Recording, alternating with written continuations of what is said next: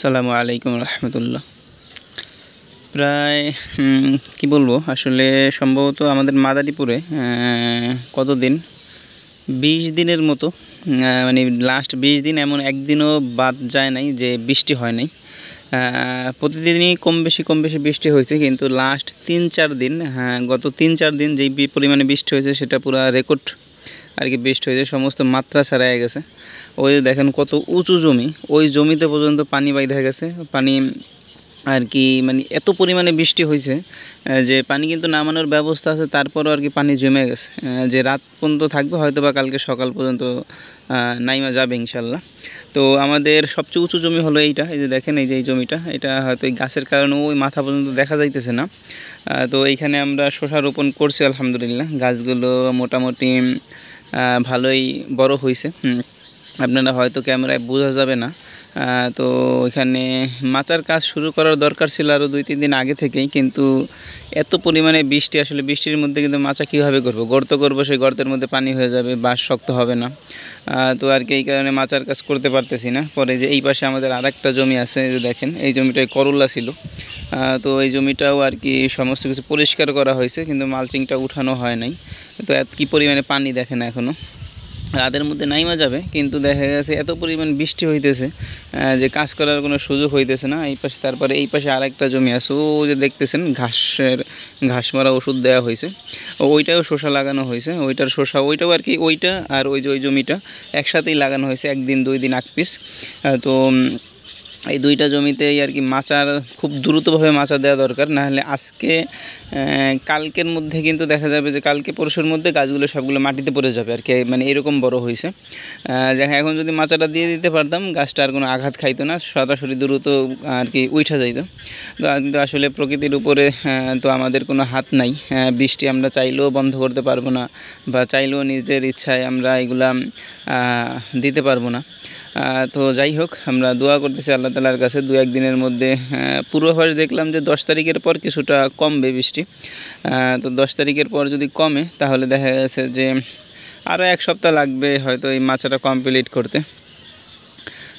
তো জানি না কি আছে কপালে, প্রচুর পরিমাণে বৃষ্টি, এত পরিমাণে বৃষ্টি হইতেছে, আসলে এটা কি বলবো। এই দেখেন আমাদের এই অংশগুলো ফাঁকা পড়ে আছে। আসলে এইখানে আমরা ট্রায়াল স্বরূপ সমস্ত কিছু চাষাবাদ করি। তো এইবার তেমন কোনো কিছুই করা হয় নাই, অল্প একটু জায়গা, তো এখানে দেখা গেছে 1-1.5 শতক হবে। তো এখানে আমরা যাই চাষাবাদই করি, ওইটা ট্রায়াল হিসেবে এখানে করি, এরপরে অন্য জায়গায় ওই মূল জমিতে আমরা করার চেষ্টা করি। ওই যে সামনে আমাদের আরেকটা জমি আছে, ওই জমিটায়ও কুরবানি টার্গেট শসা ছিল, তো ওইটাও দেখতেছেন পানিতে ভরপুর, ওইটাও মোটামুটি পরিষ্কার হয়ে গেছে।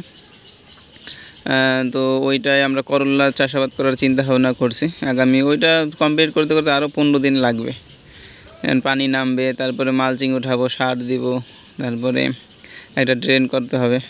তো এখানে আমাদের ছাদের কিছু গাছ আছে, আমরা আমাদের এই ছাদটাকে সুন্দরভাবে সাজাবো ইনশাল্লাহ। এখানে এটা আসলে রুয়াইল গাছ, আপনাদের ওইদিকে কী বলে জানি না, এবার এই যে একটা কুলবরই গাছ আছে এখানে, এই যে অলরেডি ফুল চলে আসছে। এখানে একটু সার দিতে হবে, সার দেওয়া হয় না এখানে, একেবারেই সার দেওয়া হয়নি। পরে ওই পাশে একটা কবজা গাছ আছে, পরে ওই পাশে একটা লাল পেয়ারা গাছ আছে। পেয়ারা গাছে অবশ্য কয়টা যেন পেয়ারা হয়েছে, এই যে 3টা পেয়ারা হয়েছে অলরেডি। আর এই যে সামনে আমাদের এই জায়গাগুলো আছে, এইখানেও আসলে এই যে একটু এই পুকুরটাকে একটু বড় করে কাটার চিন্তা ভাবনা আছে, ওই কলা গাছ পর্যন্ত কাইটা, এরপর আমরা আমাদের এই জায়গাটাকে সুন্দরভাবে সাজাবো ইনশাল্লাহ। ওইখানে আমাদের ওই যে ফাউমি মুরগি আছে, ওইগুলো আলহামদুলিল্লাহ ডিম পাড়া শুরু করছে, মোটামুটি 3 দিন হইলেও ডিম পাড়তেছে। তো ওই জায়গা, ওই ডুমির গাছ দেখতেছেন, ওই পর্যন্ত হলো আমাদের নিজস্ব জায়গা। এরপরের জায়গা যেগুলো সবগুলো লিজ নেওয়া, ওইখান থেকে এই পর্যন্ত প্রায় 54-55 শতাংশ জায়গা আছে আমাদের নিজস্ব। তো এখানে আর কি খামারের সব কিছু খামার হবে। এখানে দেখতেছেন মুরগির খামার, পরে একটা কবুতরের খামার হবে এই পাশে। ওই যে গাছগুলো দেখতেছেন, এই গাছগুলো কাইটাও এখানে উপরে হবে কবুতরের খামার, নিচে হবে দেশি মুরগি। আর ওই পাশে ওইখানে দিব হলো ওইখানে ছোটো একটা ঘর বানায়, অল্প 5টা থেকে 10টা রাজা হাঁস পালবো ইনশাল্লাহ, মানে চিন্তাভাবনা আছে। আর ওইখানেও হয়তো কোনো খামারের চিন্তাভাবনা আছে সামনে। তো দেখা যাক, হয়তো এই বছর পরে, এই 25-26 সাল শেষেই আমরা সমস্ত কাজ শুরু করব। আপনাদেরকে একটা জিনিস দেখাই, ওই যে দেখতেছেন, এই দেখেন আমাদের ক্যামেরাটা বেশি ভালো না, যে শিয়াল, দুইটা শিয়াল, ওই যে 3টা শিয়াল এখানে বসে আছে। এই যে দেখেন প্রচুর পরিমাণে শিয়াল আমাদের এইদিকে। আসলে চকের মধ্যে বাসা তো, ওই যে ভেকু দেখতেছেন, ওই যে ওইটা হলো রাস্তা, ওই যে রাস্তা, আর এই যে আমাদের বাসা, চারপাশে শুধু চক। আবার এই যে এই পাশে রাস্তা, ওই যে রাস্তা, 2টা রাস্তার মাঝখানে আমাদের বাসা। ওই যে শিয়াল দেখা যাইতেছে, এই শিয়ালগুলো হলো আমাদের মুরগি খাইতে আসে। যাই হোক, ভালো থাকবেন, আসসালামু আলাইকুম।